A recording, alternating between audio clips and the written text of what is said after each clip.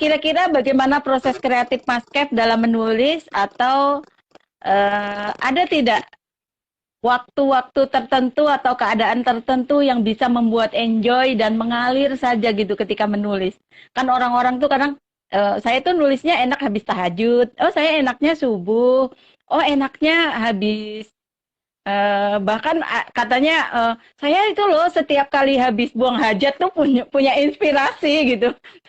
Punya semacam itulah. Kalau Mas Kev itu kira-kira proses kreatifnya itu sehingga nggak kayaknya nggak habis-habis gitu, bisa nulis terus itu kayak gimana tuh Mas Kev? Mungkin bisa Ya, bagi-bagi informasi untuk kami-kami gitu. jadi sebenarnya kalau ngomong proses kreatif itu ada empat ya, ada empat langkah saya. Pertama itu saya memang senang mengumpulkan judul, ya, koleksi judul.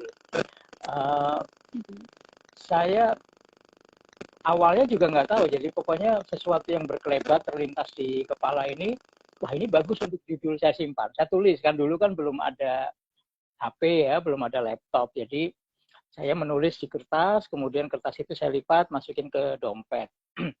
Banyak judul gitu, bisa sampai 10, sampai 20 gitu. Nah, kemudian ketika ada lomba cerpen, atau saya lagi kepengen nulis sesuatu, saya mencari judul itu. Jadi, lihat koleksi judul itu, apa namanya, apakah suara saya terdengar? Ya, Halo? bagus. Bagus, Ya, ya. bagus. Nah, eh, dari judul-judul itulah muncul cerita. Jadi dari judul itu muncul cerita. Tapi kemudian secara mekanisme ke pengarangan saya itu, rupanya ketika saya memiliki inspirasi, mendapatkan inspirasi, kemudian saya olah menjadi satu gagasan, gagasan itu saya ekstrak menjadi judul. Rupanya seperti itu, secara tidak sadar.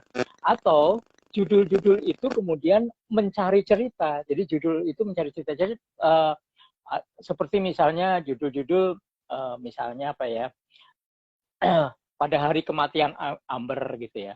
Terus kisah asal perempuan Sunda, segenggam melati kering, selembut-lembut gunung, apalah kayak gitu-gitu ya. Mula-mula saya ngambil judul itu yang puitis ya, puitis karena saya senang puisi, jadi judul-judul itu puitis. Tapi itu kan gaya kuno ya, judul-judul puitis itu. Kemudian judul-judul itu sesuatu yang aneh, misalnya anak arloji gitu ya, anak arloji, kok anak arloji. Terus kincir, kincir kan ada kincir angin, ada kincir air. Saya membuat judul kincir api misalnya begitu. Kemudian saya pernah pulang kantor itu lewatin, rumah saya itu di belakang penjara wanita ya di Jakarta Timur. Uh, Pulang kantor itu masuk ke komplek, lewatin penjara. Ini kalau wanita terhukum apapun kesalahannya, kalau misalnya dia harus dihukum mati itu hukuman mati itu dengan apa eksekusinya. Terus saya kepikir, oh dia harus dengan peluru cinta gitu kan. Maka terus terpikir oleh pikiran apa di otak saya, judulnya menjadi senap laras panjang senapan cinta. Misalnya seperti itu. Terus saya saya waktu tugas dari kantor ya ke Jepang itu tahun 2001, saya jalan-jalan di Ginza ya. Ginza itu katanya dulu kan bagaimana lah gitu ya. Tapi indah sekali ternyata jalan pandang itu, seperti kalau di Bandung mungkin Jalan Braga atau apa ya. Nah, saya kepikir, saya melihat semua detail di situ, kemudian muncul judul berjalan di sekitar Ginza. Kan sebenarnya nggak jauh-jauh, memang kenyataannya begitu, saya berjalan di sekitar Ginza. Kemudian ketika saya menulis sepanjang Braga itu munculnya itu adalah dua kalimat pertama di paragraf awal. Jadi misalnya ini, 3 hari yang lalu aku menerima fotomu close up dan berwarna. Pagi ini ku terima telegram yang dikirim oleh ibumu menyatakan bahwa engkau meninggal dunia. Dua kalimat itu menghantui pikiran saya. Berhari-hari sampai akhirnya saya nggak kuat lagi. Saya ngomong sama teman saya, Acep Zamzam Nur. Waktu itu kan kakak kelas saya di ITB. Iya. Dia jurusan seni lukis. Saya ngomong, Acep, aku nih lagi dihantui itu, dan itu siang malam kalimat itu tetap menggedor-gedor pikiran saya. Kenapa? gimana ngomong? Saya sebutin dari dia kan 2 kalimat itu. 3 hari yang lalu. Wah, itu harus jadi cerpen kata ini. Nah, ini saya lagi mikir cerpennya ini enaknya judulnya apa ya? Catatan sepanjang Braga atau kenangan sepanjang Braga. Terus Acep Zam-Zam bilang dipotong kata depannya. Jadi sepanjang Braga saja. Jadi tadinya saya pikir catatan Ketika sepanjang Braga atau kenangan catatan. sepanjang Braga. Potong aja yang di depan, hilangkan aja. Jadi sepanjang Braga aja. Itu lebih misterius kata dia. Oke. Nah, saya nulis cerpen 8 halaman, saya ikutkan sayembara di majalah Gadis. Nah, itu juara pertama. Waktu pengumuman juara pertama, saya lagi KKN di Ciamis. Jadi ada teman saya yang ngabari gitu. Kamu juara pertama. Di mana? Majalah Gadis. Yang benar. Iya. Saya langsung dari kampung yang kampung banget itu, saya harus ke Ciamis agak kota gitu untuk beli majalah Gadis kan. Oh iya benar. Saya senang banget. Nah, itu proses kreatif saya mulai dari mengumpulkan judul. Yang kedua, itu adalah curah kisah. Kenapa curah kisah? Misalnya saya lagi jalan-jalan sama Umi Risa ini, kita mungkin makan yuk di tim atau apa, makan lagi ngobrol gitu, terus saya sebenarnya punya satu gagasan gitu, saya tuh nggak bisa menahan diri, pasti bercerita. Yang mungkin sering mendengar cerita itu kalau pas lagi ngobrol itu Titik Kartitiani. Titik Kartitiani itu kadang-kadang ngomongnya ceplos-ceplos ke sana kemari apa gitu. Terus aku nyambung ini, wah iya harusnya ada orang begini. Terus Mas Kep ngomong apa sih? Atau Ita Siregar yang sekarang lagi di Bali juga gitu. Ini idenya aneh-aneh deh ini anak gitu. Saya dia ngomong, ini Mas Kep tuh idenya aneh-aneh. Loh, bisa jadi kan begini-begini. Nah, sebenarnya itu aku lagi menitipkan sesuatu itu. Kalau ide itu tersimpan di kepala saja, itu mungkin bukan remuk gitu ya, bukan. Tapi paling nggak saya menahan dirinya itu lebih repot. Sehingga saya akan bercerita. Nah, resikonya apa? Kalau misalnya saya bercerita dengan misalnya Yanusa Nugroho, kita dengan misalnya Kurniawan Junedi atau apa misalnya ini. Kemudian ini ide bagus ini. Dia yang nulis cerpen duluan, nah saya rugi kan. Nah iya itu. Nah, tapi saya pernah bercerita sesuatu. Saya lagi ke mana? Waktu itu ada Ode Kampung, Golagong mengadakan Ode Kampung di Serang ya, di Rumah Dunia, Pustaka Rumah Dunia. Saya mau naik mobil ke sana sendirian, kayaknya nggak enak. Saya telepon Ucu Agustin juga penulis ya. Ucu, kamu lagi ngapain gitu? Aku nggak kemana-mana, Mas. Gitu. Ya udah, mau ikut aku nggak kemana? Ke Banten? Jauh amat. Iya nggak apa-apa, nanti sore pulang gitu. Ya oke. Nah, sepanjang jalan itu sama Ucu saya cerita begitu. Oh, kan begini ini terus. Nah, suatu saat, ini satu resiko yang kemudian saya ambil. Suatu saat Ucu nelpon, dulu apa sih SMS atau nelpon lah kalau nggak salah, Mas, ya kenapa, waktu kamu cerita di mobil itu boleh nggak aku bikinin cerpen? Nah lo, aku bilang gitu. Nah lo akhirnya kau yang bikin cerpen. boleh aku bilang boleh, pakai aja. Dia nulis cerpen dengan ide saya itu. Nah idenya seperti itu ya. Jadi dia ambil, tapi dia minta izin, nggak apa-apa minta izin. Nah, saya hanya berpikir begini bahwa ternyata ide itu bisa juga dikerjakan dengan 2 cara. Caranya Ucu Agustin dan cara saya pasti berbeda, meskipun idenya mungkin sama. Nah itu, saya udah nggak khawatir lagi, udah silahkan. Saya sering kayak gitu, ngobrol gitu-gitu, terus baru nanti saya ingatkan, misalnya, Umi, waktu kita ketemu di PDSHB Yasin, aku cerita apa ya? Misalnya, oh yang ini kan Mas ini, iya, aku lagi nulis soal itu, misalnya kayak gitu. Yang ketiga itu bermain adrenalin. Ini paling berbahaya, bermain adrenalin. Jadi begini, saya senang menempuh resiko, senang mengejar tantangan yang itu sebenarnya membahayakan. Contoh misalnya, saya lagi rapat nih di kantor. Tiba-tiba ini Ramadan ya, rapat di kantor, kemudian Trianto Triwikromo, teman saya yang jadi redaktur Suara Merdeka di Semarang itu, beberapa tahun yang lalu ya, tahun 2006 atau apa, nelpon, sebentar saya lagi di ruang meeting, saya keluar dulu. Begitu saya keluar, kenapa Tri? Dia pakai bahasa Jawa, duwe naskah cerpen kanggo lebaran rak ini. Punya naskah cerpen untuk lebaran atau enggak? Oh ada. Coba bayangin, belum kepikir saya bilang, oh ada. Terus, oh ya udah, kalau gitu dikirim ya. Saya bilang, tenggatnya kapan? Kamu bilang tadi ada kok, tenggatnya kapan, gimana sih, kata dia gitu.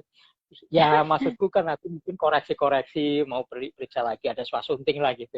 Ya udah, saya tunggu seminggu, kata dia. Pokoknya 2 minggu sebelum Lebaran aku harus sudah terima supaya bisa digambar ilustrasinya. Aku kirim lah gitu ya, tapi nggak sampai seminggu lah aku kirim, gitu kirim. Terus katanya, waduh jangan cerita ini dong, gini. Ini kayaknya terlalu pop ini. Oh ya, terus masih boleh bikin lagi nggak, kan belum seminggu, aku bilang itu. Ya udah, kasih waktu 3 hari. Saya bikin sekitar waktu itu judulnya apa ya, Pojok Kafe Simpang 5 ya. Saya bukan mengambil, saya kalau mencuri, bukan mencuri maksudnya, saya kalau mengambil judul dari lagu, Burung Kolibri Merah Dadu, nggak tahu kebalik apa nggak di situ. Burung Kolibri Merah Dadu ini juga unik ya ceritanya. Nggak kebalik. Jadi saya tahun 2005-an itu menjadi redaktur budaya di salah satu tabloid politik ya, namanya Parle. Nah, saya menulis kolom-kolom budaya di situ yang kemudian dikumpulkan menjadi ini, kumpulan esai ini di kolom budaya. Nah, saya biasanya gini, kalau deadline itu kan terbit hari Senin ya, deadline itu hari Jumat malam Sabtu atau Sabtu malam Minggu, saya lupa. Nah, saya sampai kantor itu masih sore waktu itu, jadi saya iseng-iseng lah sambil nunggu teman-teman kumpul, saya telepon teman saya namanya Gangsar Sukrisno. Gangsar Sukrisno ini waktu itu CEO Bentang Pustaka di Jogja. Nah, saya telepon gini, Mas Kris, kalau misalnya ini bulan November ya, saya ingat tanggal 19 November. Yeah. Misalnya tanggal 14 Februari tahun 2007, saya meluncurkan buku kumpulan cerpen cinta di MP Book Point di Cipete sana. Kira-kira menarik nggak? Oh, bagus sekali itu, kata dia. Usul yang bagus itu. Siapa penerbitnya, Mas? Itu yang lagi saya pikirkan. Penerbitnya siapa gitu ya. Oke, kalau gitu saya menerbitkan. Gitu Mas Kris bilang gitu. Saya menerbitkan. Bayangin, sekarang kirim semua naskahnya ke sini, kira-kira mau berapa cerpen? 15 sampai 20. Oke, saya bilang gitu. Habis meletakkan telepon, saya bingung. Cerpen 15, cerpennya dari mana? Saya bilang. Padahal iseng aja itu.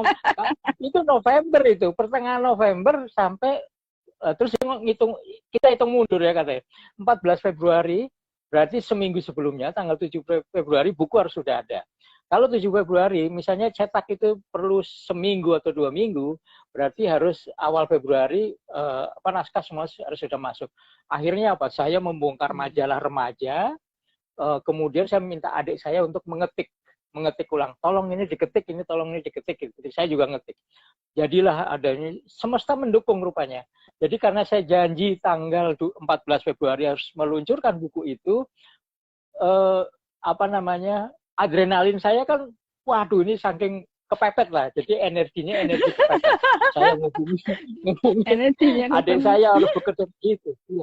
Nah, terus akhirnya betul hari Rabu tanggal 14 Februari malam ya, itu di MP Book Point di Cipete sana diluncurkan itu buku itu, yang membacakan antara lain Wulan Guritno. Yang hadir pada waktu itu ada termasuk Pak Budi Dharma dari Surabaya. Coba bayangin, saya nggak ngerti itu siapa yang menggerakkan itu semuanya. Nah kemudian ini ada novel ini adalah bonus majalah Kartini edisi Lebaran tahun 2009. Saya di awal tahun, bulan apa ya, Januari atau Februari, udah diomongin sama Mbak Endang Werdeningsih. Kurnia, dia lebih senior. Kurnia, kamu bisa kan menulis novel untuk hadiah Lebaran edisi khusus? Oh bisa dong, saya bilang gitu kayak. Oh bisa dong. Gitu. Adrenalinnya mulai naik lagi. Ya kalau ditantang saya, wah iya gitu. Religius ya, kan ini edisi Lebaran religius ya. Oke, religius ya. Ya itu saya mikir. Terus apa? Jadi diberi waktu 5 bulan, 5 bulan sampai menjelang, pokoknya kan puasa harus sudah masuk naskahnya. Itu saya 2 bulan sebelumnya itu lontang-lantung, nggak ngerti mau cerita apa gitu. Tapi saya bikin sinopsis. Judulnya waktu itu Merjan-Merjan Cinta ya sebenarnya. Merjan-Merjan Kasih, tapi diganti jadi Merjan-Merjan Jiwa. Merjan-Merjan Kasih, ini sinopsis saya kirim. Begitu ini, terus kurang 3,5 bulan baru saya kerjakan serius. Tiap hari saya kerja, nulis, sampai saya cuti 3 hari, hampir tiap malam begadang, saya berakhir, jadi gini, Kurnia, ini edisi puasa, saya mau mengumumkan, kata dia. Kartini harus mengumumkan, covernya sudah jadi, dan sebagainya, diumumkan bahwa ini, Mbak, wah gimana saya bingung, ini masih setengah jalan, gimana? Kalau udah diumumkan di majalah sebelumnya, kemudian pas lebaran nggak jadi, gimana sih? Terus ya itulah, saya pada saat itu hampir kapok melakukan hal itu, karena kemudian setelah selesai, saya itu muntah-muntah, dan saya nggak mau lihat buku, nggak mau lihat koran, pokoknya yang berupa huruf itu bikin saya pusing dan mual. Gila nggak gitu ya? Sampai seminggu saya nggak menyentuh apapun laptop, saya pinggirin gitu. Nah itu, ini akhirnya jadi juga gitu loh, 300 halaman, lumayan kan? Saya bilang ini nggak boleh. 300 halaman bukan lumayan lagi. Nah, terus macam-macam sih ya. Semua buku punya tantangan. Nah, misalnya kayak yang paling di antara 25 buku kan saya punya buku puisi lumayan banyak lah ya. Ada 1, 2, terus kemudian 2016 ini ya. Penerbitnya lain-lain. Ini kemudian yang terakhir ini. Nah, ini tahun 2019 ini waktu saya residensi di Belanda ya, di Belanda. Yang ke Belanda itu ya. Saya selama 2 bulan. Yang Raden Saleh itu ya, pasangannya ya, Raden Saleh itu ya berarti ya, novel Raden Saleh. Kan, risetnya kan untuk ini, Iya. Tapi saya juga tidak mau sia-sia kan. 2 bulan di sana diongkosi oleh negara, masa saya mau lontang-lantung di sana hanya mau baca-baca ini kan. Jadi saya tiap hari menulis gitu ya. Selama 2 bulan saya menulis 102 puisi. 102 puisi berarti 1 bulan 51 puisi kira-kira ya. Nah, yang masuk ke sini 73 puisi. Jadi saya sortir 73 puisi masuk sini. Jadi semua puisi ini ditulis di Eropa. Jadi dia nulis di Belanda, di berbagai tempat. Di Belanda semua titik mangsanya ya. Titik mangsanya di sana semua ya. Dari tanggal 1 Juli sampai 31 Agustus. Itu ada yang dia tulis di Belgia, di Paris ya, di Frankfurt, Jerman sebagainya. Nah, saya hanya berpikir begini, waktu saya mau ke Belanda juga, itu juga saya pikir saya didorong oleh adrenalin tantangan itu. Saya menulis ini sama Iksaka Banu tahun 99 nih idenya. Tahun 99 sampai 2019 baru selesai. Kan 20 tahun ini baru kan. Selesai. Nah, tahun 2000. Gila. 20 tahun. Baru jadi. Padahal yang menulis 2 orang lah ya. Nah, tahun 2017 ketika ada penawaran kedua, tahun pertama kan 2016 itu residensi ke luar negeri.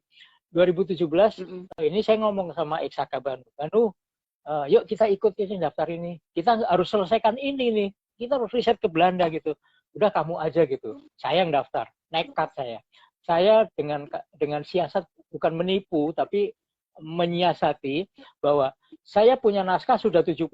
Ini sudah 70%. Saya perlu 30%-nya lagi saya menyelesaikan dengan napak tilas ke Belanda, gitu kan. Proposalnya bunyinya begitu. Terus ini dapat saya berhasil masuk ke situ, saya ke Belanda. Nah, begitu mau ke Belanda ke sana waktu itu juga panik ya karena visanya tuh sampai mepet sekali. Saya persis hari ini Lebaran, 1 hari kosong, terus hari berikutnya saya berangkat ke Belanda. Saya cuma mikir, saya mengapa mengambil musim panas? Saya berangkat pertama kali dengan Kemala Atmojo ya, Kemala Atmojo ke Amerika, saya ke Belanda. Tapi itu adalah kloter pertama.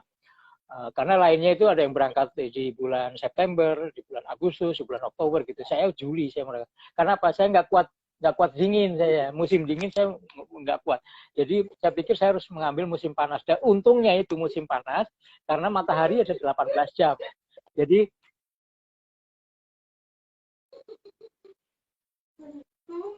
malam. Jam 10 itu baru tenggelam. Jadi waktu saya di sana kalau ditawarin, ayo kita makan malam itu, jam 8 malam itu matahari masih mencorong kayak waktu asar gitu. Nah, Oh. dengan dengan waktu siang yang panjang itu saya produktif. Saya ngakalinya gini ke Leiden, apa namanya, ke Universitas Leiden di biblioteknya ya, di perpustakaannya, saya hanya motret. Saya pinjam misalnya 20 buku, 20 buku saya foto semua, saya nggak sempat baca di sana. Kemudian nanti 10 buku saya bawa pulang, di rumah juga difoto aja. Terus nanti baru 3 hari berikutnya saya kembalikan, saya ambil lagi. Jadi saya praktis bisa mungkin mendokumentasi 200 buku di sana ya. Kemudian saya juga harus jalan-jalan kan, mengunjungi beberapa museum. Di sana di Belanda itu ada 400 museum. Tapi saya selama 2 bulan hanya bisa masuk 15 museum. Satu museum di Prancis, di Paris ya, yang sangat terkenal itu Louvre. Nah, itu proses kreatif saya. Jadi proses kreatif saya yang pertama tadi mengumpulkan judul, yang kedua curah kisah, yang ketiga adrenalin, bermain adrenalin. Yang keempat, yang keempat ini sebenarnya apa ya?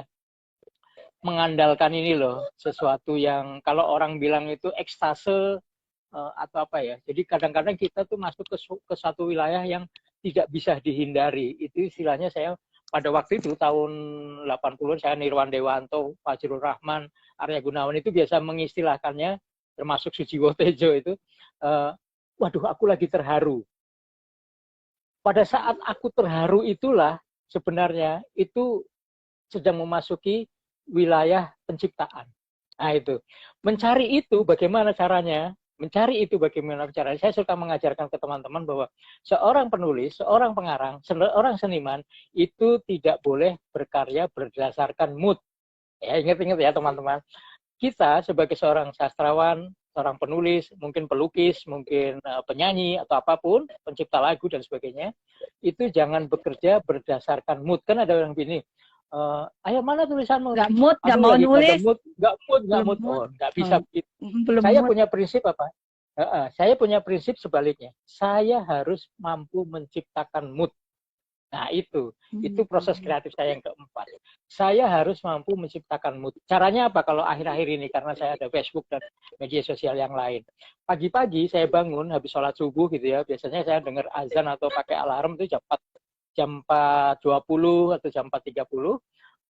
Begitu bangun, biasanya nggak mandi sih ya, karena mandinya juga kadang-kadang malam ya. Malam baru mandi, jadi pagi-pagi itu masih relatif bersih. Saya sholat subuh, terus kemudian buka jendela, buka pintu, matiin lampu. Saya buka laptop, kemudian saya melakukan suatu ritual, misalnya bikin kopi, terus adanya apa? Ada telur, saya rebus telur, ada biskuit, saya buka biskuit, saya ada roti tawar, saya bikin ini, saya foto. Saya buka laptop, nyalain, nyusun buku-buku, ada kopi, ada ini, sedang mengumpul, saya foto, jepret. Fotonya saya masukin ke Facebook, jepret dengan beberapa kata yang memberi semangat, seolah-olah memberi semangat kepada orang lain. Ayo menulis, ini Jumat semangat, Jumat penuh berkat, Sabtu seru misalnya gitu kan, Kamis romantis gitu. Nah orang-orang kan pada membalas tuh, ya kan, wah asik ini, wah aku kepengen itunya, wah terus. Nah balasan mereka itulah menjadi mood buat saya. Wah ini kok aku jadi bongkar rahasia ya. Tapi nggak apa-apa kan bagi-bagi. Iya. Jadi kalau semua orang akan meniru, kita kan saling menginspirasi gitu kan. Jangan berisik. Jadi membuktikannya begini aja. Kalau Umi Risa lagi ketemu misalnya teman-teman JSM ya lagi kumpul gitu, kok pada lesu, ada yang begini, ada cuma merokok gini, datengin ke situ, buktikan bahwa kedatanganmu itu membuat suasana menjadi gembira. Nah itu namanya Umi bisa menciptakan mood. Menciptakan mood. Wah, itu luar Ya, biasa begitulah bisa dia sudah menciptakan ada mood empat. seseorang ya. Iya, 4 langkah itu. Ayo apalagi. Oke, ya ampun, informasinya luar biasa berharga banget ini Mas Kev. Tapi masih ada lagi pertanyaan saya. Masih boleh tanya kan ya sebelum sebelum kita Boleh, beranjak kepada boleh. pemirsa yang ada di layar kaca. Pertanyaan saya selanjutnya, ada tidak Mas Kev karya spesial atau karya yang paling berkesan dari kesekian banyak tulisan-tulisan Mas Kev? Kira-kira kalau ada boleh dong kita dengar sedikit cerita dari Mas Kev ini. Terus kenapa dia sampai sampai punya kesan tersendiri gitu buat Mas Kev? Sebenarnya setiap setiap buku itu kan punya riwayat ya, punya kesan, punya sesuatu yang apa ya, uh, sejarah khusus lah gitu ya. Sebenarnya kalau yang paling berkesan mungkin ini ya, karena diselesaikan dalam waktu 20 tahun. 20 20 tahun tahun. loh, iya 20 tahun. Jadi artinya gini, kalau misalnya ada anak teman saya yang misalnya lahir tahun 2000, sekarang usianya mungkin 20 ya. Ya seusia buku ini kan, seusia proses proses dari penciptaan buku Proses ini. proses jadi buku itu. Bahkan ketika saya pulang dari Belanda itu masih 2017 kan bulan September lah ya. Bulan September masih masih harus menyelesaikan 2 sampai 3 tahun untuk ngedit ulang, untuk itulah ya. Jadi berkesannya di situ. Kemudian mungkin ini buku Anak Arloji ini pada waktu ada acara di PDS Habib Yasin, saya lupa tahunnya, kalau ini kan terbitnya 2011 ya, kira-kira mungkin tahun 2009 gitu. Ada namanya Imam Muhtarom. Imam Muhtarom ini seorang teman yang kemudian bersama Seno Joko Suyono dan Romo Muji Sutrisno bikin festival Borobudur ya pertama kali. Nah, dia waktu itu bekerja di penerbit Serambi. Dia ngomong, Mas Kev, ada nggak karya-karya cerpen yang bisa dibukukan? Ada, selalu saya bilang ada. Terus saya kumpulin lah ya, saya dari koran apa segala. Waktu itu sudah mulai pakai email, jadi gampang mengumpulkannya. Terus saya kasihkan ke dia ini, terus pas dia baca gitu, wah Mas kayaknya nggak bisa terbit di Serambi. Kenapa? Saya bilang gitu. Waktu itu Serambi itu pemiliknya itu orang Arab. Jadi kenapa gitu? Kayaknya ini banyak yang melanggar moral. Jadi ada erotisme dan sebagainya. Oh gitu. Ya udahlah nggak apa-apa. Kemudian berikutnya saya tawarkan ke penerbit Kompas. Penerbit Kompas itu waktu itu si Patrick siapa yang ini baca-baca lama gitu. Kok nggak ada ini ya, nggak ada reaksi dan sebagainya. Terus waktu itu bilang ya ini lagi dibatasi kumpulan cerpen, mau bikin novel banyaknya. Ya sudah saya tarik lagi. Akhirnya tahun 2011 itu padahal ini rencananya dari 2009 terbit 2010 itu untuk ulang tahun saya ke 50, rencananya kan begitu, hadiah buat diri sendiri. Nah, akhirnya tahun 2010 itu dari penerbit Kompas saya tarik, kemudian saya mau terbitkan sendiri. Akhir 2010 saya udah ngumpulin ini, tinggal mencari endorsement di sini. Ini antara lain ada dari Laila S. Hudori, kemudian ada siapa namanya Happy Salma, Alex Komang ya. Nah kemudian saya minta terakhir ada acara di perpustakaannya punya siapa ya yang di Jalan Menteng itu, ada acara di sana diskusi. Waktu itu pembicaranya Nirwan Dewanto, saya jadi moderator. Saya bawa manuskrip ini, saya mau ketemu sama Anton Kurnia. Anton Kurnia mau saya minta endorsementnya di sini. Anton, boleh saya minta endorsement? Oh ya mana Mas? Apa? Saya baca dulu ya gitu. Dia baca ke rumah, tahu-tahu dia ngabarin begini, Mas saya terbitkan saja. Dia gitu. Loh, mau diterbitkan, orang saya mintanya endorsement mau diterbitkan. Loh, luar biasa kan. Ya udah, nggak apa-apa sebenarnya ya Anton, kalau aku mau terus terang ya, ini udah pernah saya tawarkan ke Serambi loh. Jadi Serambi waktu itu si Imam Muhtarom, tapi dia udah keluar, diganti lah editornya si Anton Kurnia. Ini karena begini, kenapa waktu itu nggak boleh? Karena ini ada yang judulnya aromawar, ada yang judulnya ini itu erotisme. Jadi ceritanya, wah sudah nggak apa-apa. Sekarang editornya aku, kata Anton. Bikin terbit ini. Ini malah diluncurkan dengan luar biasa di Kedai Lalang ya, di Kalimalang itu. Terus yang membaca Ine Febrianti, Iya, ada Mbak Ine. Novarianti Yusuf, iya Novarianti Yusuf sama siapa itu Budiman Sujatmiko baca cerpen ini gitu ya. Suci Wotejo selain baca cerpen juga dia main musik. Luar biasa. Ini sangat berkesan buat saya dan pada tahun 2013 buku ini mendapatkan penghargaan sastra dari Badan Bahasa. Nah, itu makanya saya Luar biasa. iya. Tepuk Nah, kalau tangan. buku ini selain memang saya tulis semua puisinya ada di Eropa, ini juga mendapatkan penghargaan anugerah pustaka terbaik bidang puisi di Perpustakaan RI ya tahun 2019. Jadi sebelum pandemi ya, sebelum wabah. Sebelum Karena apa? pandemi ya. Setelah itu kok jadi setelah tahun 2020 kan nggak ada lagi penghargaan ini. Makanya ini beruntung. Ini yang apa Beruntung. namanya? Jadi iya. Terus ada lagi ini, tapi ini ini apa namanya buku memoir ya, memoir. Judulnya The Four Finger Pianist. Jadi selain yang ini kan sangat sangat sangat berkesan karena tadi itu bermain adrenalin yang luar biasa. Nah, karena ini Mas Gangsar Sukrisno itu tahun berikutnya ngomong begini, Mas Mas Pak Haidar Bagir ini mau mengundang salah satu promotor dari ini. Ini kan pemain piano yang cacat itu, yang jarinya cuma 4 ya. Tangan ini cuma punya 2 jari, ini 2 jari. Dia mau diundang konser, tapi dia kepengen si promotornya itu ngomong ke Pak Haidar bahwa bisa nggak ini jadiin ada bukunya untuk biar menarik publik di Indonesia gitu. Terus dan saya mengusulkan, kata Mas Gangsar Sukrisno, saya mengusulkan bahwa Mas Kepnya lah yang pantas penulis ini karena bahasanya halus. Katanya gitu, bahasanya lembut katanya begitu. Nah, terus pas saya harus bagaimana ini untuk bisa menulis ini bahannya. Saya nonton konsernya, saya menemani makan malam dia, terus wawancara, dikasih rekamannya 1 CD ini. Terus dikasih blognya gitu ya. Begitu buka blognya bahasa Korea, jadi nggak ngerti saya. Saya bingung lah gitu.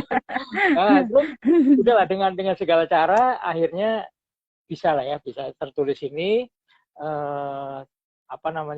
Ini waktu saya tulis umurnya 22 tahun. Tingginya dia cuma sepinggang saya. Karena apa? Kakinya cuma sampai lutut. Tapi waktu peluncuran buku ini di gedung Kemendikbud Senayan, di galeri utama yang di depan itu, gedung utama,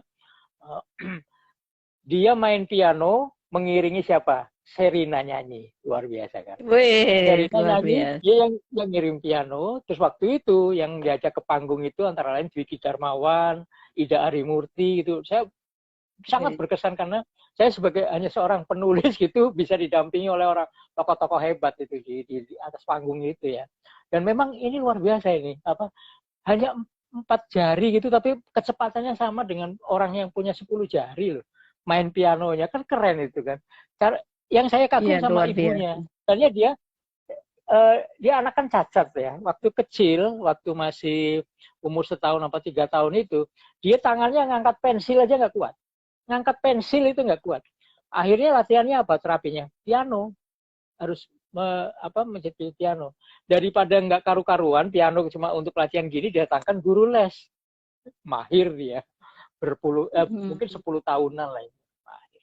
Nah, kurang lebih itulah yang membuat berkesan. Ini juga kan tadi berkesan kan sampai saya muntah-muntah, ini kan berkesan. Ya, apalagi ya gitu. Mungkin nanti di akhir sesi Mas Kep bisa membacakan salah satu yang paling berkesan itu untuk kami ya. Entah itu sinopsisnya atau apanya lagi. Barangkali itu ya. Terus satu lagi nih Mas Kev. Ya. Pertanyaan terakhir saya. Kira-kira kiat apa menurut Mas Kev nih ya, agar seorang penulis itu tetap bisa eksis, tetap bisa mood terus dan konsisten, apalagi di era milenial seperti sekarang ini. Sedangkan kita tahu bahwa pembaca tentu lebih kompleks dan beragam di era sekarang ya. Ya, Menurut Mas Kev tuh kira-kira gimana tuh biar kita istiqomah terus gitu, moodnya bagus terus gitu. ya memang Barangkali ada kiat gitu. saya itu dulu sangat terpesona dengan cara kerja Arswendo Atmowiloto ya. Terus kemudian dengan Pak Pramudia Anantatur itu bekerja di rumah, tapi dia selalu pagi-pagi jam 7 habis sarapan dia pakai baju yang benar gitu ya, kayak orang kantoran.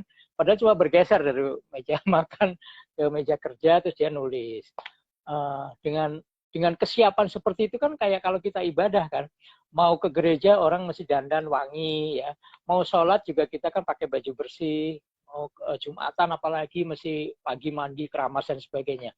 Jadi mempersiapkan itu merupakan salah satu sunnah sunnah untuk seorang pengarang saya kira ya. Uh, itu apa namanya membuat kita menjadi disiplin dengan sendirinya seperti keterikatan. Jadi gini, kalau kita tidak datang ke ruangan itu yang merindukan kita, ya kan? Kita mungkin rindu ruangan itu. Saya misalnya habis dari keluar kota, jalan, saya itu kangen sama pojokan itu, pojokan di dekat tangga misalnya, karena letak meja saya ada di situ. Saya rindu dengan itu. Ya kalau naik pesawat dari luar kota itu udah membayangkan saya mau menulis sesuatu di situ. Nah, itu yang merindukan. Tapi siapa tahu justru ruangan itu ketika kita tidak kunjungi, dialah yang merindukan kita. Kan bisa seperti itu. Kita membayangkan seperti itu. Kemudian ada waktu, ada ruang. Jadi saya dulu pernah dalam waktu 3 tahun itu mengantar anak sekolah. Anak saya sekolah di Rawamangun, itu masuknya jam 7. Saya masuk kantor setengah 9. Jadi saya berangkat dari rumah setengah 7, sampai sana kurang 5 menit lah gitu ya, jam 7 kurang 5 menit, anak-anak turun dari sekolah, saya kepagian sampai di kantor. Jadi masih menemuin cleaning service lagi ngepel, segala macam, lampu masih gelap gitu kan. Saya nyalain lampu satu di tempat meja kerja saya bikin minum, saya mulai nulis. Jadi saya punya waktu menulis 1 jam di kantor, pulang kantor, saya masih membuka laptop meskipun mungkin ngantuk ya. Jadi buka laptop, paling mau ngedit atau membaca atau tidur di laptop itu. Nah, itu bertahun sampai 3 tahun. Jadi saya sudah punya kebiasaan seperti itu. Kemudian untuk kan dunia berubah ya. Dulu saya pakai mesin ketik, dikirim pakai pos, dibayar pakai wesel, kemudian berikutnya ngetik bisa disimpan di disket, kemudian bisa di email tahun 2006 tahun 1996 saya punya email sudah. Terus kemudian berikutnya sekarang bahkan sudah dari handphone, nulis dari handphone. Jadi ketika saya melatih 10 orang bersama 3 teman yang lainnya berempat, melatih 10 orang untuk menulis novel dalam waktu 4 bulan, 6 diantaranya saya pasang status tadi pagi atau kemarin, tadi malam, 6 manuskrip novel itu sudah diterima oleh penerbit mayor, akan diterbitkan. Saya ikut bangga kan, karena 10 itu 6 berhasil, jadi udah 60% lah gitu. Mereka itu diantaranya kebanyakan nulis pakai handphone. Jadi nulis di mana saja pakai handphone. Saya aja masih pakai laptop aja, masih khawatir ya gimana, ini pakai handphone. Dan bisa nulis novel sekitar 305 halaman, 270 halaman pakai. Jadi mungkin saran saya kepada teman-teman yang generasi saya ini juga berkat saya wawancara Eka Kurniawan. Kata Eka Kurniawan begini, kita semua bisa menjadi penyair atau cerpenis atau novelis milenial. Syaratnya apa? Ya kita gunakan perangkat milenial, kata dia. Karena apa? Itu ada di depan kita. Digital itu ada di depan kita. Internet itu ada di depan kita. Laptop itu ada di depan kita, Kindle itu ada di depan kita ya kan, platform itu ada di depan kita. Tinggal milih mau pakai atau tidak. Jadi artinya apa? Benar kayak Udari Risatria itu, dia ahli digital, IT ya, informasi teknologi, bisa menulis, bahkan tulisannya kadang-kadang dianalisa menjadi matematik atau apalah kayak gitu. Nah, ini adalah orang yang menggunakan otak kanan dan otak kiri kan. Nah kita kayaknya sudah harus masuk ke sana. apa yang paling benar adalah adaptasi. Kita nggak bisa melawan teknologi. Misalnya pelukis-pelukis majalah Tempo dulu atau penggambar apa namanya poster-poster bioskop di masa lalu kan pakai poster, cat poster, cat tembok dan sebagainya menggambar. Begitu ada komputer digital printing, tinggal pesen 1 jam selesai bisa dipasang, mereka kan kehilangan pekerjaan kan. Terus mau ngambek gitu, nggak bisa ngambek. Ya menyesuaikan itu, kita belajar alat itu. Saya belajar sama anak saya gitu kan. Nah, jadi apa? Kita harus adaptasi segera, kemudian kita berdamai dengan ilmu teknologi itu untuk apa? Cari duit. Karena cari duitnya sekarang berbeda. Orang itu punya Instagram, followernya sekian juta gitu ya, kayak misalnya Syahrini gitu, baru ngomong, loh sepatu ini asik loh gitu aja, followernya jebret gitu, orang pada beli. Paling nggak ada 200 orang yang beli, tokonya beruntung, ya kan? Nah makanya harganya mahal. Dia mau ngomong apa, mau mention apa gitu kan. Sherina juga kayak gitu kan, mau mention Raffi Ahmad misalnya mau ngomong, wah itu soto itu enak sekali, begitu ngomong soto itu enak sekali, itu pemilik warung sotonya itu harus bayar banyak ke dia, karena apa, followernya banyak, udah orang semua mendengar gitu. Jadi cara cari duit sudah berbeda, teknologinya itu mendukung, jadi kita nggak boleh ini. Jadi ketika saya diwawancara oleh Buletin Pawon dari Solo, ya itu dia nanya juga, Mas gimana menghadapi dunia yang sekarang berubah ini? Loh, kok bisa takut ngapain gitu? Ya kita masuk ke situ gitu, jangan sampai kalah sama anak-anak muda kan begitu kan. Nah, tinggal kita JSM ini beruntung karena ada Riri Satria, ya kan? Beruntung. Kenapa? Kalian tuh bisa tinggal nanya, ini. Kemarin waktu saya ikut webinar tentang WhatsApp gitu kan, orang takut pindah ke Telegram semua, saya jadi jelas, dengan enskripsi end-to-end, itu percakapan saya dengan yang rahasia dengan Umi Risa itu, tidak akan dibaca orang lain, gitu. Kecuali Umi Risa nunjukin ke, nih loh, nih Kev, gini, gitu misalnya. Iya, betul. Ya, kan? Jadi dengan pengetahuan itu kita ngerti, kita juga ya hati-hati, tetap waspada gitu. Tapi artinya apa? Kita masuk ke itu, kita adaptif, adaptasi dengan kemajuan itu. Pokoknya jangan dilawan deh. Kalau dilawan mah kita yang tersingkir. Udah pastilah kalah gitu. Ya coba bayangin teman-teman, saya punya lemari misalnya segini banyak untuk menampung kira-kira 1000 buku gitu. Nah itu teman-teman sekarang, anak-anak teman-teman anak saya itu cuma di dalam 1 smartphone. Di sini aja Pak, di sini aja, mau berapa ratus buku juga di sini aja, kemana-mana. Kita kan kurang ajar kan, kita memerlukan satu ruangan yang luas gitu dia. Tapi kan beda ya, beda loh. Kita tetap menghargai bahwa romantisme orang mencium kalau punya buku aroma buku baru kan, aroma buku ya gitu, aroma buku gitu itu kan beda pokoknya aroma buku itu. Misalnya listrik mati, ya kan, listrik mati, pulsa nggak ada, masih bisa baca kan, iya gitu kira-kira. Semua ada kelebihannya kok, semua mencerminkan zamannya. Nah terus bagaimana supaya tetap eksis? Kita punya akal juga dong. Misalnya kenapa Kurnia Effendi sekarang di kemana-mana sarungan batik misalnya, itu kan eksistensi, ya kan? Iya. Dari ketika tahun 2009 tanggal 2 Oktober UNESCO mengakui bahwa batik adalah warisan adiluhung non benda Indonesia, dari Indonesia, jadi tidak mungkin dari Malaysia, dari Indonesia. Kita harus hargai. Ngapain kita selalu komplain ya, misalnya Malaysia bilang reok Ponorogo itu Malaysia, batik itu Malaysia, rendang itu Malaysia. Kita cuma beraninya marah-marah aja, Malaysia, ganyang Malaysia. Tapi makan rendang enggak, ya kan, misalnya gitu. Nonton reok Ponorogo enggak, pakai batik enggak, gimana gitu ya. Nah itu salah menurutku. Jadi kita cinta Indonesia, cinta batik ya dengan cara apa? Dengan mengenakan batik. Dulu waktu baru diakui itu, ya, deklarasi itu, orang-orang pakai batik, tapi kan baju kan, baju batik, ini batik tiap hari Jumat pakai baju batik, tiap hari Rebo pakai baju batik, sekolahan juga seragamnya ada batik, udah. Nah saya nggak mau begitu. Saya tahun 2013 mulai, karena sering bergaul ke sana, ke mana, dengan teman-teman sahabat kain, dengan teman-teman apa namanya, grup kebaya ya. Nggak tahu kenapa saya sangat senang sama perempuan ya. Ya Umirisa juga perempuan. Maksudnya saya bergaulnya dengan banyak perempuan itu bukan saya itu keperempuan-perempuanan, enggak. Saya perempuan itu apa sih, cantik, anggun, dia punya nilai estetika tertentu, dan saya selalu mencoba melihat dari sisi yang sangat apa ya, agung lah gitu ya. Jadi segala sesuatu yang kalau diterapkan kepada perempuan kok indah ya. Tapi kepada laki-laki masa akan menjatuhkan kegagahannya gitu kan, akan berpengaruh terhadap itu menjadi cantik ya, enggak juga, tapi menjadi lebih elegan misalnya.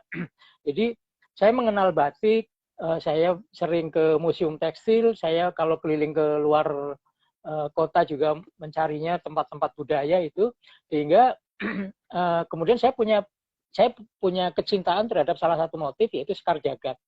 Bahkan Sekar Jagad itu pernah menjadi cerita bersambung, judulnya Sekar Jagad di Motif Femina. Itu tahun 2013. Jadi sejak itu saya mulai koleksi satu-satu, tiap pameran batik ya, Adiwastra, terus apa namanya, batik nasional, apapun lah. Sekarang kan ada Inakraf, ada Krafina, bolak-balik lah gitu. Nah itu batik, saya selalu nambah satu, dari 1 tahun mungkin nambah 5 gitu, sampai akhirnya ada yang memberi ya. Saya diberi oleh misalnya Impian Nopitasari, saya diberi oleh Maya Dewi, saya diberi oleh dari teman Dewi siapa ya di Jepara. Jadi teman-teman itu dengan senang hati memberi hadiah saya supaya dipakai. Dari Jausa Imani saya dapat apa namanya, pakaian Lampung ya, terus kemudian waktu saya ke mana, Medan, diberi songket. Koleksi saya lumayan, maksudnya lumayan itu ada yang beli dan ada yang diberi. Dan Tidak beli. itu kalau tadi saya soal tanya eksistensi, antara lain adalah itu, saya punya ciri khas sendiri. Saya tugas keluar kota ya, naik pesawat pakai sarung, saya ke Bali pakai sarung, saya ngawasin apa namanya, pembangunan Suzuki pakai sarung. Itu mulai dari 2014 2014 lah, kan 2013 saya mulai pakai, tapi 2014 baru berani ke mana-mana pakai, misalnya seperti sekarang itu pakai kain ya kan, sarung, kain batik, ini Sekar Jagad dari Jogja. Iya. Jadi begitu. Itu yang membuat eksis. Jadi satu adalah kita menciptakan disiplin sendiri, self management. Kemudian tadi didorong dengan menciptakan mood itu, kita akan merindukan tempat kita menulis, tempat nulis kita juga merindukan kita. Tapi jangan lupa bahwa saya juga suka menulis di kafe. Sebelum wabah ya, saya di kafe kadang-kadang begadang loh. Saya begadang kalau untuk kafe yang 24 jam itu saya bisa sampai pagi nulis di sana gitu. Gitu. Terus pesan terhadap kawan-kawan ya itu tadi, pokoknya jangan mau kalah sama anak muda. Kita harus dampingi terus, kita harus masuk ke dunia mereka, kita harus adaptasi secepatnya gitu. Oke. Kalau untuk yang muda-muda, Mas Kev, kalau untuk yang muda-muda yang memang anak milenial sendiri, kira-kira pesannya apa muda. tuh? Jadi gini, anak muda itu kan ada generasi Y, kalau kita generasi X atau apa, generasi Y itu kan orangnya kerjanya gini, dia individual, santai, enjoy ya. Jadi kan gini, pokoknya dia kalau diberi tugas, selesai. Tugas, arahannya jelas, selesai. Tapi dengan cara apa? Ya, cuek, ya pakai pasang begini, dengerin musik, ya kerja sendiri, selesai nih, udah selesai, terus pergi aja gitu. Jadi apa? Serba instan, kemudian tanggung jawabnya mungkin kurang, kalau melakukan sesuatu analisisnya kurang dalam, tapi cepat berubah, cepat menyesuaikan diri. Ini ada apa nih, bisa ditangkap dan dia bisa kerjakan dengan cepat. Mungkin pesan saya adalah bahwa mulailah dari, maksudnya gini, ketika kita memiliki kemampuan untuk bisa melakukan banyak hal itu dengan terampil, anak saya juga kalau pakai Papa mau beli apa sih? Mau ini cepet lah gitu ya. Itu harus diimbangi dengan kedalaman pikir ya, kemudian pertimbangan dan kebijakan. Kenapa? Karena gini, sekarang ini kan soal moral, soal apa penipuan, soal sesuatu karena kita sudah telanjang ini ya. Karena dunia dipersempit oleh internet, kita sudah terbuka, semua yang kita daftarkan selalu minta nomor telepon, alamat rumah, tanggal lahir, kemudian mungkin ada NPWP, semua kita tuh sudah telanjang. Jadi maka hati-hatilah. Jadi yang pesan saya kepada anak muda pertama adalah hati-hati, kemudian berikutnya adalah mencoba ditambahi dengan rasa bijak ya. Mungkin kita sudah tidak bisa membedakan bahwa ini menyakitkan orang atau tidak, ini merugikan orang atau tidak, yang penting kita suka gitu ya. Nah, itu harus mulai dengan apa caranya? Dengan empati. Ya, dengan empati. Saya rasa teman-teman sekarang, anak-anak muda ini kalau dari rumah dibekali sesuatu, orang tuanya memberi contoh, itu gampang karena mereka sangat adaptif, sangat bisa menyesuaikan diri. Jadi misalnya contoh saja misalnya ada satu bencana, ada satu kejadian apa gitu, terus empati aja. Coba tolong rasakan bagaimana kalau kau berada di sana. Misalnya kamu dalam kondisi yang kehilangan, kamu dalam kondisi yang kecurian, kamu dalam kondisi yang rumahnya ambruk atau kebakaran, bagaimana? Nah, empati itu yang dibentuk dari rumah. Jadi misalnya mungkin dari yang sederhana lah gitu, makan selalu bareng meskipun mungkin agak susah ya, minimal sarapan atau makan malam. Kenapa bareng? Supaya tahu bakwannya ada 5, ya kan? Kalau bakwannya ada 5, makan sendiri, aku ambil 3, yang 2 nanti yang datang tinggal berempat terus ada 2 jadi separuh-separuh kan. Tapi kalau tahu sama-sama ada orang 6, tapi bakwan ada 5 di situ. Tapi karena makannya bareng, ya udah kita bagi. Kebagian semua. Awalnya kebagian semua. Maksud saya gitu. Empati itu dibentuk dari sesuatu dari rumah, tapi kemudian nanti skalanya kan makin besar tuh, dari skala yang kecil, urusan yang sepele-sepele sampai urusan negara.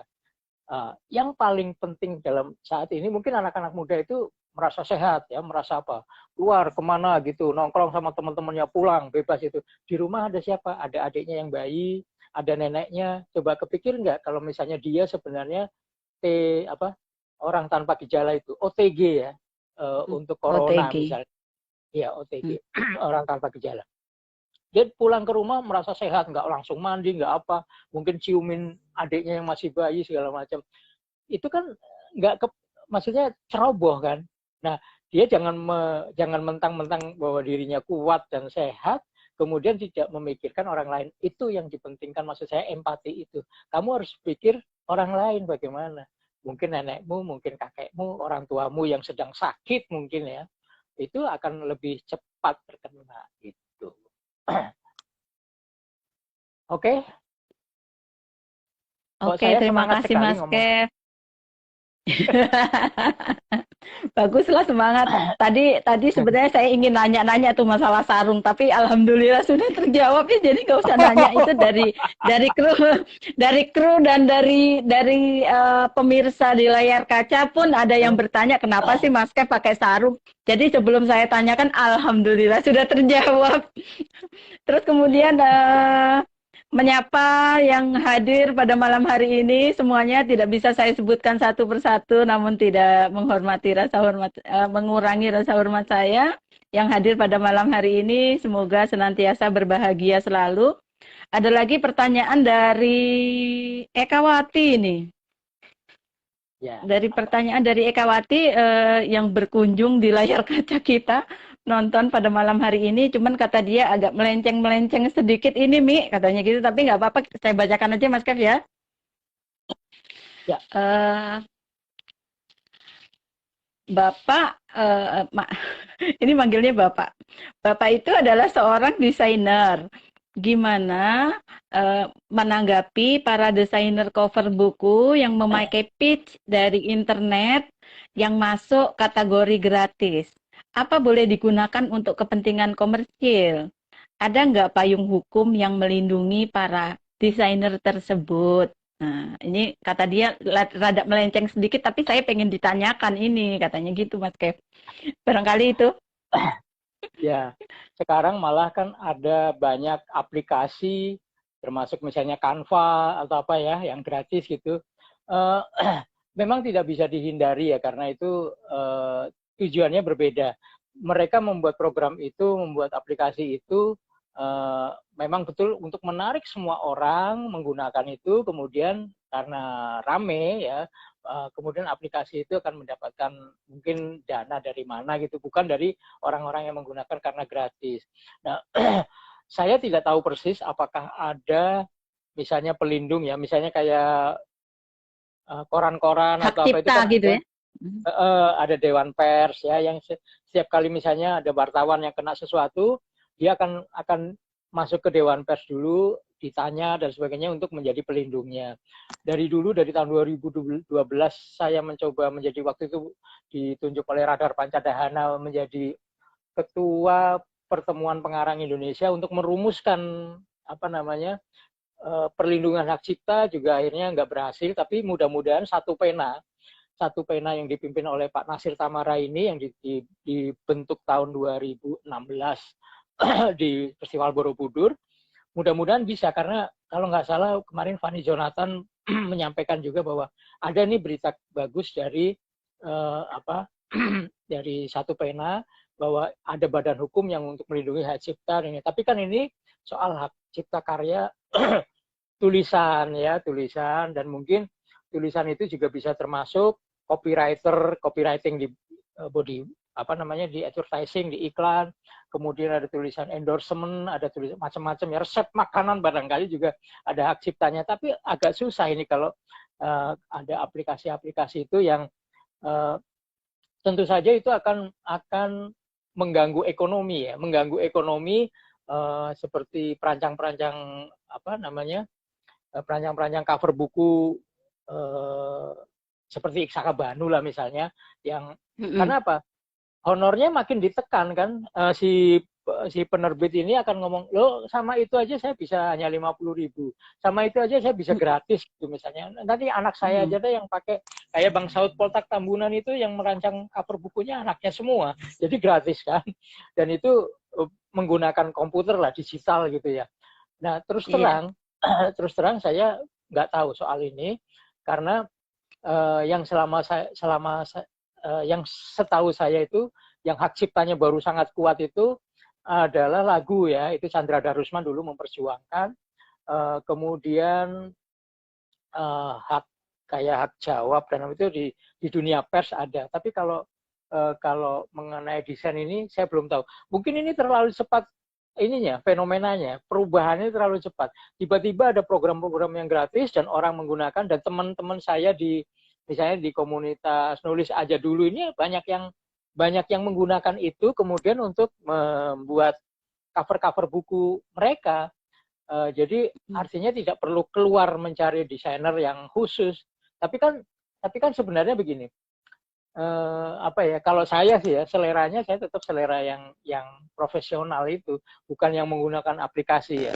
Jadi misalnya apa, saya kan dibuatkan oleh banyak kata Bandung, misalnya itu Serapan Cinta gitu ya, ini dari dan biasanya saya yang minta ini misalnya bercinta di 2 bulan, apa namanya, eksotismenya kelihatan. Ini saya juga yang minta harus seperti ini, apa, nuansanya nuansa akuarel misalnya gitu kan. Terus apalagi Kincir Api misalnya, ini juga Iksaka Banu ya. Terus tadi si Anak Arloji. Terus bahkan karena saya dulu di interior, ada loh puisi yang judulnya Percakapan Interior kan. Jadi nggak melenceng-melenceng jauh ya. Ini saya kuliahnya di interior, ada juga ya dan percakapan juga, interior. Ini saya, kaki saya nih pakai batik kan, kain batik, kaki ini di Perpustakaan Nasional yang baru yang waktu itu di tempat ruang anak-anak. Iya. Sehingga karpetnya kan itu kan. Ini Iksaka Banu yang jadi apa namanya, ngambil ya, di belakang ada sketsa. Ini di apa juga saya gambar, ada sketsanya di apa namanya, termasuk yang di tadi mana. Nah ini basa-basi misalnya, ini mungkin mungkin ini pakai digital yang itu ya. Tapi ya sudah lah, nggak apa, karena saya udah nggak bayar, yang bayar kan penerbitnya gitu. Terus terang saya nggak bisa menjawab secara ini, tapi ada beberapa contoh yang memang dilindungi dan saya melihat fenomenanya terlalu cepat, ya kita susah mengejarnya lah. Bayangkan kalau kita sampaikan ke DPR, menyusun rencana undang-undangnya sampai 2 tahun, nanti undang-undangnya disahkan tahun ketiga atau tahun ke ini sampai sudah berubah lagi gitu loh. Fenomena di dunia digital sudah berubah lagi. Nah, terus terang saya mohon maaf, saya nggak bisa jawab, tapi saya memberikan contoh-contoh. Oke. Ada pertanyaan lain? Oke, ya mudah-mudahan Ekawati puaslah dengan jawaban Mas Kev ya. Saya rasa tidak ada lagi pertanyaan Mas Kev. Nggak terasa ini Berarti, waktu berjalan begitu cepat banget ya. Ini Sudah maksudnya mau jam 9. nggak ada pertanyaan. Tidak ada itu pertanyaan karena, lagi. iya, maksudnya Bukan, karena nggak menarik. memang tidak ada Saya atau rasa sudah menarik. lengkap? Nah, sudah terlalu lengkap. Jadi tadi semacam kayak pakai kain sarung tuh, ternyata kan banyak yang bertanya itu, termasuk kru kami bertanya tentang itu, ternyata belum tanya kan sudah dijelaskan gitu kan, nggak perlu tanya lagi berarti. Terus ini tadi, soal eksistensi. Ya kan tadi nanya iya. soal eksistensi, jadi Nah, ini jadinya ke batik. Tapi memang apa namanya sangat berhubungan kan ya. Ini nggak terasa waktu kita sudah limit. Terus kemudian ya. tadi untuk menutup acara ini barangkali Mas Kev ingin membaca satu sinopsis dari karyanya yang paling menarik itu pada malam hari ini. Seperti yang sudah kita. kalau Tapi kalau gitu kalaupun puisi tidak, saja. Puisi ya. oh ya boleh puisi. ya. Oke. Puisi boleh Mas Kev. Ya. Puisi saja, silakan ditutup dengan puisi, baru nanti saya akan menutup acara ini. Ya, untuk Ya. mengakhiri perjumpaan kita, Mas Kev akan menutup dengan persembahan satu puisinya. Silakan. Ya. Karena saya kuliah Mau di diiringi pakai Bandung. musik nggak? Pakai rock aja, band rock. Karena saya pernah tinggal lama di Bandung dan sebenarnya saya kepingin ke Bandung, tapi beberapa hal menghalangi kan, termasuk menggagalkan beberapa acara di Bandung karena ini wabah ini ya. Boro-boro ke Bandung, ke Tangerang aja nggak berani kan. Saya baca judulnya Mengenang Bandung dari Jauh, ya, puisi. Oke. Mengenang Bandung dari jauh. Jalan-jalan basah menuju puncak bukit. Hutan kecil rimbun daun. Jalan-jalan rindang dengan pohonan yang setia menjadi payung. Jalan-jalan teranyam rumit, gang-gang dengan rumah yang rapi. Jalan-jalan yang seperti beku, garis-garis wajah kota yang tak berubah. Jalan-jalan dengan lalu lintas sibuk, warna-warni terhenti, bergeser kembali. Jalan-jalan yang hangat oleh kafe, aroma kopi krim, suara kangen mojang priangan. Jalan-jalan yang sendu dan larut di bawah embun malam, sinar lampu yang temaram. Jalan-jalan dengan lintasan cepat, waktu dan peristiwa tumpang tindih. Jalan-jalan kebur, ladang subur, penuh tanaman sayur. Jalan-jalan berhias gelap tawa anak muda, aroma keringat mahasiswa. Jalan-jalan dalam denyut rahasia, malam dengan musik fusion, ciuman berkelebat. Jalan-jalan menukik sampai pada hamparan kabut sama uap jagung rebus. Jalan-jalan berserak aneka rona bunga, ucapan selamat dan warna perak kemasian. Jalan-jalan tak tentu arah, memanah dari mata angin. Jalan-jalan saling bersilang, menembus hatimu menderu suara di hatiku, berseret gelombang waktu.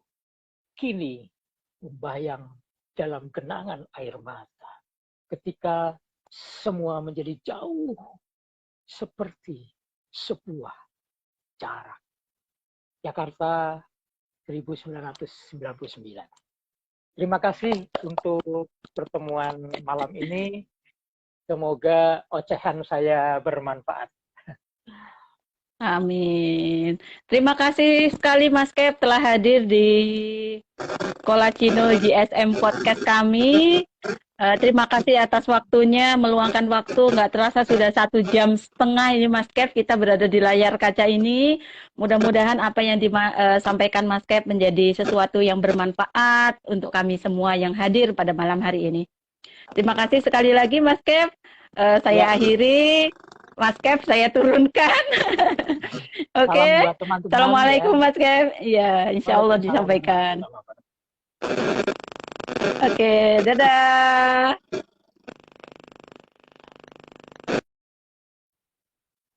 Oke, pemirsa yang ada di rumah dan di layar kaca, di mana saja Anda berada, sebelum saya tutup acara ini, kalau boleh saya simpulkan bahwa menjadi seorang penulis itu tidak harus dari berlatar belakang sastra atau bahasa.